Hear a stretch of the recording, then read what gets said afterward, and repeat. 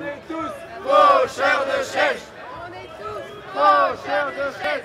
On est tous faucheurs de chaises. Dans les épisodes précédents, je racontais les premières réquisitions de chaises qui avaient eu lieu à Bayonne, à Bruxelles, à Paris, et le réseau de solidarité qui se constituait avec des personnalités comme Edgar Morin, comme Patrick Vibray, Suzanne Georges, Claude Alphandéry. Mais la vraie première campagne des faucheurs de chaises, elle s'est lancée le 29 septembre 2015, pile 2 mois avant la COP21. Elle consiste à réquisitionner 196 chaises dans les banques les plus implantées dans les paradis fiscaux. Alors on peut les citer, pour les banques françaises, c'est la BNP, la Société Générale, le Crédit Agricole, et puis on a quand même gardé dans la liste, en bonus, la HSBC. Pourquoi 196 chaises? Parce que c'est le nombre de partis représentés à la COP21, et qui doivent notamment discuter du financement du Fonds vert pour le climat.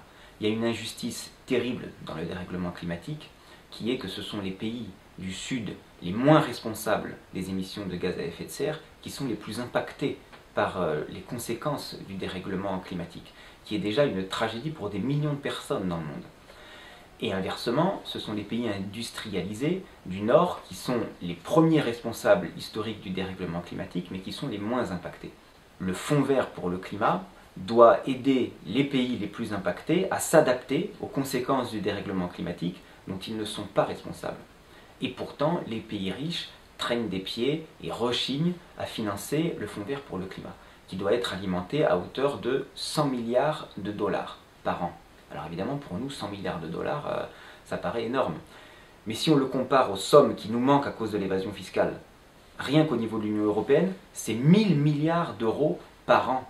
Au niveau mondial, on estime que c'est entre 20 000 et 30 000 milliards de dollars qui sont abrités dans les paradis fiscaux. Donc on voit que l'argent pour le climat, il existe, il est dans les paradis fiscaux. C'est sur ce message que va se lancer la campagne. C'est une tribune qui est signée par des dizaines de personnalités qui paraît dans Libération et qui appelle les citoyens à réquisitionner 196 chaises dans ces banques pour organiser un sommet citoyen sur l'évasion fiscale et la transition écologique. Et ça déclenche une vague d'actions de réquisition citoyenne de chaises.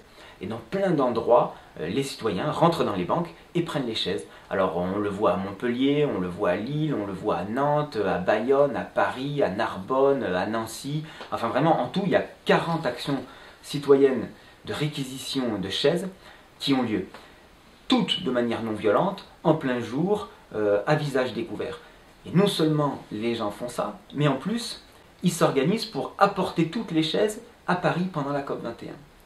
Et donc, entre les 2 semaines de la COP21, sur la place de Montreuil, s'organise ce sommet. Les citoyens viennent, disposent les 196 chaises en cercle, et il y a des gens du monde entier qui viennent s'asseoir dessus, des gens qui représentent la société civile mondiale, parce qu'il y a des représentants des peuples autochtones, des mouvements paysans, d'ONG, de syndicats.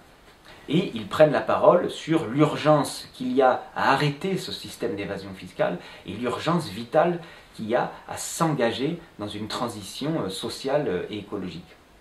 Voilà comment se termine, avec des milliers de personnes du monde entier, la première campagne des faucheurs de chaises. Une fois cet événement passé, il nous restait 196 chaises sur les bras. Et on se demandait qu'est-ce qu'on allait bien pouvoir faire de ces 196 chaises. Tant que c'était chacun pour sa gueule, leur système pouvait prospérer.